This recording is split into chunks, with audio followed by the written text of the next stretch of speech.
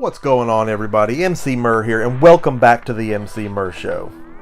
Now, a lot of you have seen a video on my channel about PowerA controllers, specifically issues I had with certain PowerA controllers that I purchased. A lot of you wrote in the comment section and let me know of similar problems that you've had with certain models. Something to think about, and I really appreciate everybody that wrote in. Now, since then, PowerA has reached out to me in an effort to make things right, and I'm very appreciative of that. It really says a lot about the company. So now we have a unique opportunity to get a look at some brand new models of PowerA controllers and see exactly what they look like. We're going to unbox them, we're going to test them out, we're going to get an idea of what's going on there. So what we have to look at today is the Xbox One and Windows 10 enhanced wired controller in the emerald fade finish, featuring two advanced mappable gaming buttons, it looks like, on there. That'll be interesting to check out. I've not really done much with those in the past, but could be something very useful. We also have the Xbox One and Windows Mini wired controller, a favorite of my daughter Molly, who you see on the show sometimes. She'll be definitely giving this one a shot. Let's get these things open and take a look at them, shall we? Alright, here we go. Now, again, it's important to note that our representative has assured us that based on the feedback that they've received from customer issues in the past, that these models of controllers have been improved and we can look to see better performance out of these. Let's get these open and take a look right now. Alright, so unboxing the enhanced wired controller. I gotta say, I love the color. I've always loved the appearance of the products that came from PowerA. They make some really cool looking stuff. And then we've got our instruction leaflet here, which I assume will walk us through the mapping of the buttons on the bottom and all that good stuff.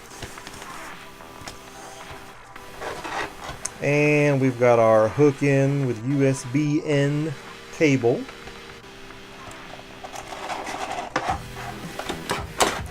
And we have the controller itself, and I gotta say, I mean, it feels pretty good. It doesn't feel any less hefty than the actual Microsoft controller itself, so that's reassuring. Triggers feel good, bumpers feel good, buttons feel good, thumbsticks feel good. You know, sometimes you'll unbox a controller and it'll be light and it just doesn't feel right away, and that's not what I'm feeling here. I mean, this feels pretty good. Taking a look at the back here, we've got the two extra buttons. Plan to do something cool with that. The button here in the center is the program button. And again, I'll have to get schooled on how to do all that, but overall, I like what I'm seeing here. The included cable, we got about 10 feet on that, so nice healthy length. I'm liking what I'm seeing so far. Let's check out our mini controller. So looking at our mini controller now, kind of a reddish orange color.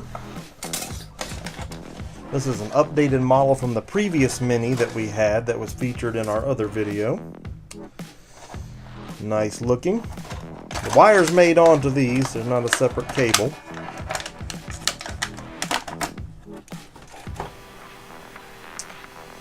So pretty much what you'd expect from these. You know, these are ideal for smaller hands, but I gotta admit, it still feels comfy in your hand. I could definitely use one of these. They don't have any special buttons or anything on the back you gotta mess with. I do like the back because it's textured. Feels like you got a really good grip on that there. Got a little bit of a rough texture to it, but still a comfortable one. Just feels good in your hand. Yep, everything feels good on it. So the cable length on this one is also right at 10 feet. So, nice amount of length to work with there. It's also important to note that both of these controllers feature 3.5mm audio jacks. So, we've gotten a look at these things, but how do they handle? Now, let's get to the Xbox, let's get some gameplay going, and let's see how these things work. So I got right into some first-person shooter action with this thing, and off the bat everything seems right with it. I mean, the weight is there, it's got some weight to it, feels like it's well made. The rumbling, you know, it's there when there's explosions, when you're shooting the guns, all that. That felt right about it. The buttons are responsive, sticks feel good, the bumpers do what they're supposed to. You know, if I have a complaint about this, it's that the mappable buttons on the bottom are right where your fingers grip, and maybe that's just me, but when I squeeze down on this thing in the heat of battle, sometimes I lob an accidental grenade there that sometimes has results I don't want. It just depends on what you map to those buttons though, and how used to having things like that on your controller you are. I'm sure that there's plenty of gamers out there that would like to have that on their controller, whereas they did not before. I'm sure it's going to grow on me and I'll get used to it. In this particular example, I've mapped the buttons to where the right one launches a lethal and the left one launches your tactical function for first-person shooters. I think it's going to come in handy on down the line. Molly was in charge of testing out the Mini. The defective Mini in the previous video belonged to her, so this was to replace it. You know, the Mini is a ideal controller for smaller hands, and it's also a great knock-around controller just to have around in case somebody drops by for some couch co-op. She has no complaints so far. Everything feels right on it, and it's performing as expected. Hopefully this little dude's going to hang in there and is going to be a good, durable controller. I did kind of find it strange, however, that both of these controllers seem to retail for the same price with retailers online. Not really sure why that is when there's obviously more features and more material on the larger controller, but either way, that's a good price on a controller any way you slice it. They're wired, so they should be accurate. Again, I want to continue to use these and see how they do over time. So far, we're having fun with them. So in closing, we have what we are assured is a more dependable, more durable product from PowerA to replace the items that we had in the previous video that failed to perform. And I want to take this opportunity again to thank PowerA for reaching out to me to make this right. It fills me with hope that I can become a customer again. I've always liked the look of the product, but it's got to perform. And so far these have, but in that sense this review is technically not over.